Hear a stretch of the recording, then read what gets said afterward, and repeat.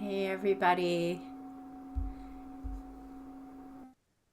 it's Judy and this is Wake Up Call 528.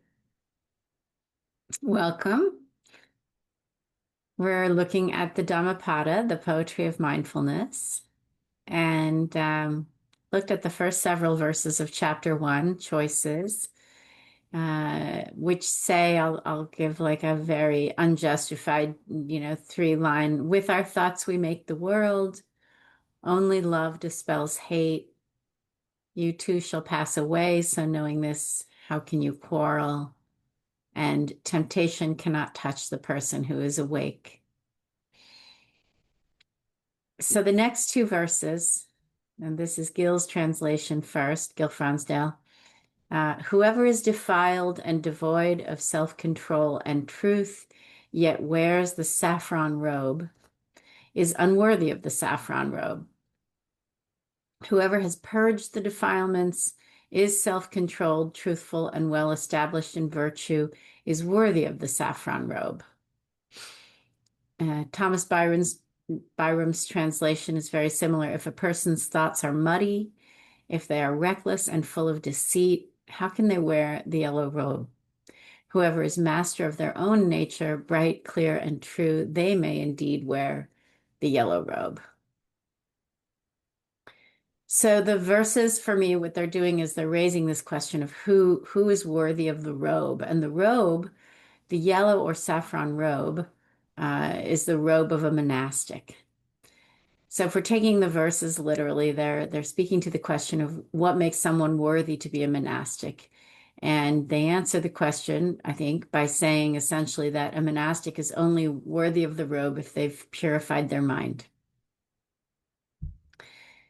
The commentary on the Dhammapada, the commentary in both books, and then other commentary that I've been reading, casts a wider net. And it says, yes, the verses are written to address monastics, but they apply to ordinary folks too. If that's true, then are we held to the same standards as a monastic? And I guess I'd say yes and no.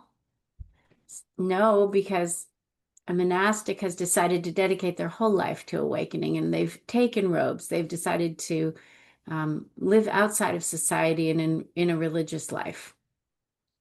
So that's not the same as what most of us are doing, any of us are doing now, and most of us probably will do in our lives. And yes, because why not? Like, why not hold ourselves to the highest possible standards in terms of training our minds and hearts?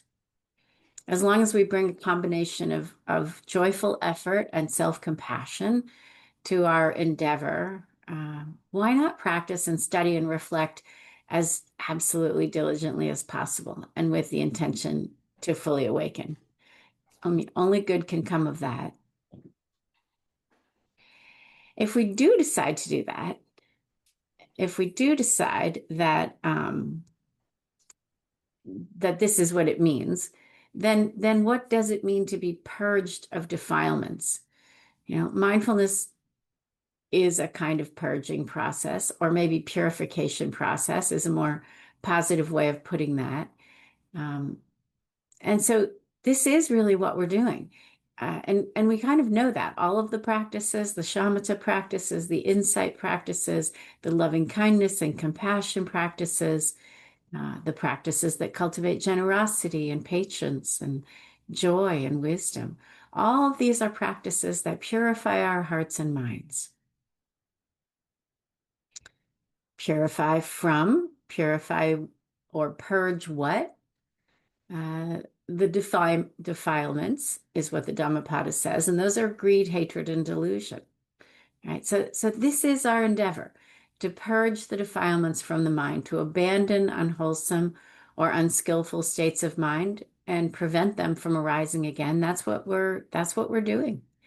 And to purify our minds so that they're filled with skillful, wholesome states like generosity and love and compassion and a sense of interconnection, so that our hearts and minds remember all the time that we're all in this together, that we belong to one another.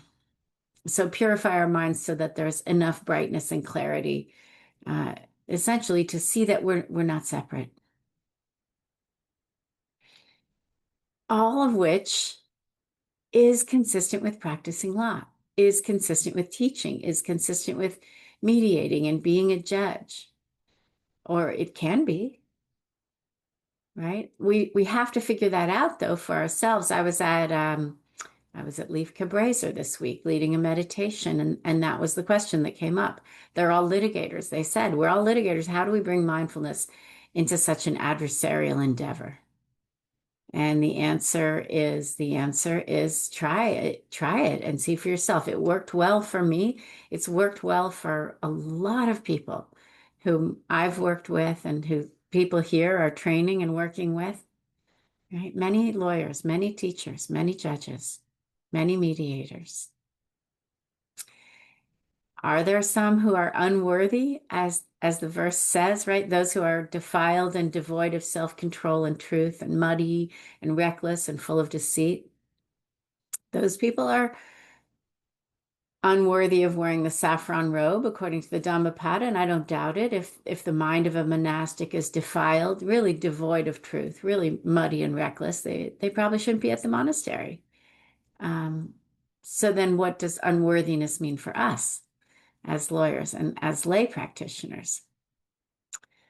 So I'll just say I don't think we need to have completely purged the defilements. I don't think the standard is have a bright, clear nature every moment of every day. I don't think moments or even days of muddy make us unworthy, right? We're here, we're practicing together, and that's a huge thing. Practicing on our own, being really diligent if we are about waking up. That's a huge thing. So I don't think perfection serves us, especially since perfectionism is kind of rampant and really the enemy of excellence everywhere and in the law in particular. So I don't think the perfectly clear mind is the standard that we need to hold ourselves to or that we can hold ourselves to. I mean, aspire to, yeah, great, but not hold ourselves to and then feel unworthy if we notice some mud, right? I mean, don't they say no mud, no lotus? But what about recklessness and deceit? One commentary that I read talked about it this way. It talked about it in terms of hypocrisy. So are we really being diligent?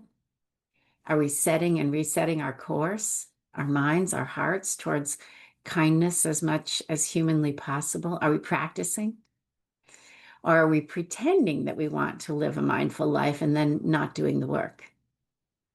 So I'm not going to ask anybody to put in the chat how many minutes a day that we sit, but pretending to want to cultivate a clear and loving mind and then not doing it. Deceit sounds like a really big word, but what is that? It might create doubt in our minds. It might create doubt. And I mean, everybody here, we come here, we sit together, so I don't think that's the case for anyone here. But there sure are people in the world like that, in the law, in the paper, people who are mostly defiled, who mostly are filled with greed and hatred, or mostly deluded, very reckless, very full of deceit. Several come to mind. And I'd say no one on the path doing the hard and also loving work of learning to understand and cultivate the mind. None of us doing that is unworthy. I think we are all worthy. I think we are all worthy. And that's important, I think, to remember. And also, we wear robes, right? We wear robes to graduate. From law school, we wear robes to sit on the bench. In Commonwealth countries, we wear robes to practice and to teach. So what if the qualifications to wear our robes included purging the defilements, being well established in virtue, being bright, clear, and true? In asking us to be ethical and civil and well versed in the law, isn't the bar also asking us to purify our minds, set aside greed, Focus on service. Set aside hatred, even in adversarial moments. Abandon delusion and remember we're all in this together. Isn't the bar saying that it matters if our nature is bright and clear and true? And if it is, then maybe mindfulness practice is more essential to the law than we've been talking about.